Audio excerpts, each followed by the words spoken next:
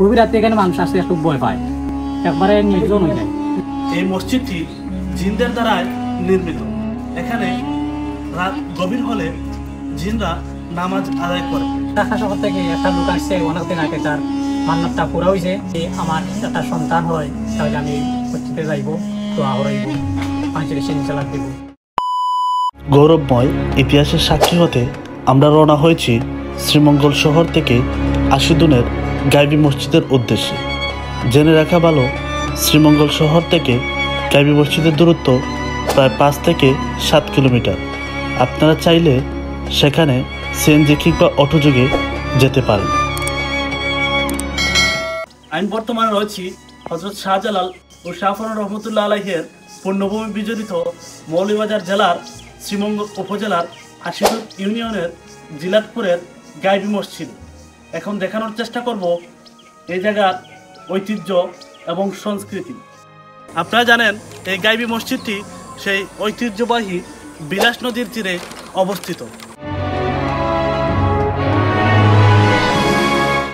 প্রায় 3 একর জায়গার উপর কালের সাক্ষী হিসাবে দাঁড়িয়ে রয়েছে এই ঐতিহ্যবাহী 3 গম্বুজ বিশিষ্ট গাইবি মসজিদটি।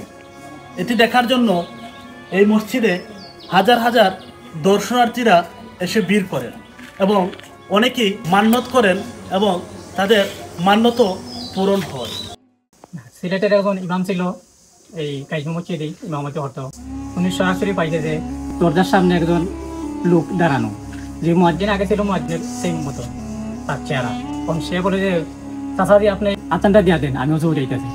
তখন অজু ফুরাত গেছে, অজু ফুরিয়া ইয়া দেখে লোকটা নাই।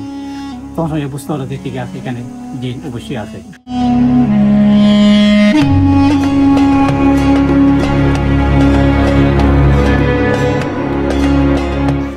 এখানে শুধু পুরুষদের নামাজের ব্যবস্থা ছিল এবং আমরা এখন এসে যা দেখতে পেলাম, গত কিছু বছর আগে এই জায়গায় মহিলাদের ইবাদতখানা নির্মাণ করা হয়েছে। কারণ অনেক দূর দূরান্ত থেকে মহিলারা এটি দেখার জন্য আসেন এবং ইবাদতখানায় ইবাদত করেন।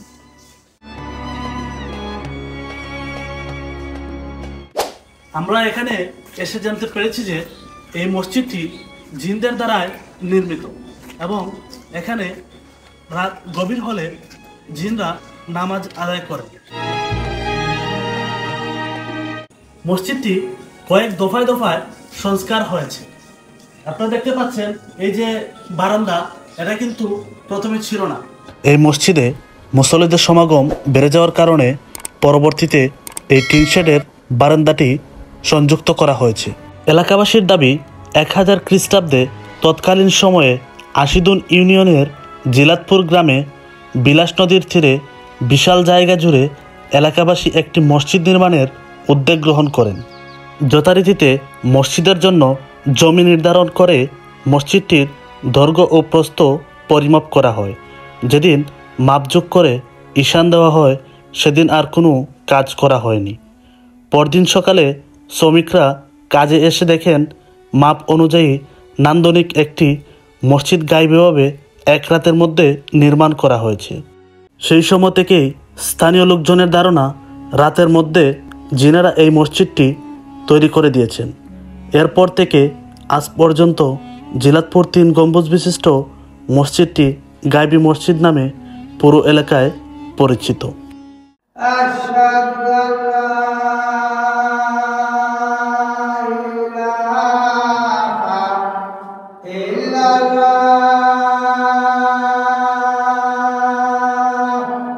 ঢাকা শহর থেকে একটা লোক আসছে অনেকদিন আগে, তার মান্যতটা পুরা হয়েছে যে যদি আমার একটা সন্তান হয় তাহলে আমি মসজিদে যাইব, দোয়া করাইব।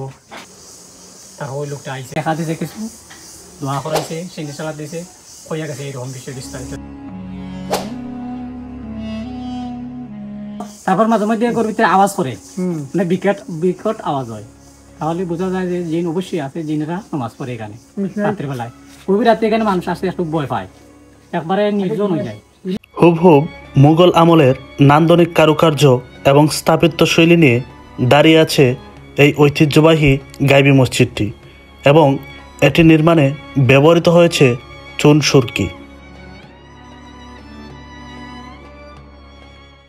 এই মসজিদর ঐতিহ্য অনেক পুরানা।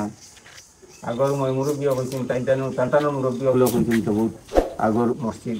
তান্তানোর মুরব্বী হলেও জানেন না এখান কিলা হয়েছে কিলা না। আজ এ পর্যন্ত, দেখা হবে নতুন আরেকটি ভিডিওতে। এ পর্যন্ত সবাই ভালো থাকুন, সুস্থ থাকুন। ধন্যবাদ সবাইকে, এবং অবশ্যই আপনাদের মহামূল্যবান মন্তব্যটি জানাতে ভুলবেন না। আল্লাহ হাফেজ।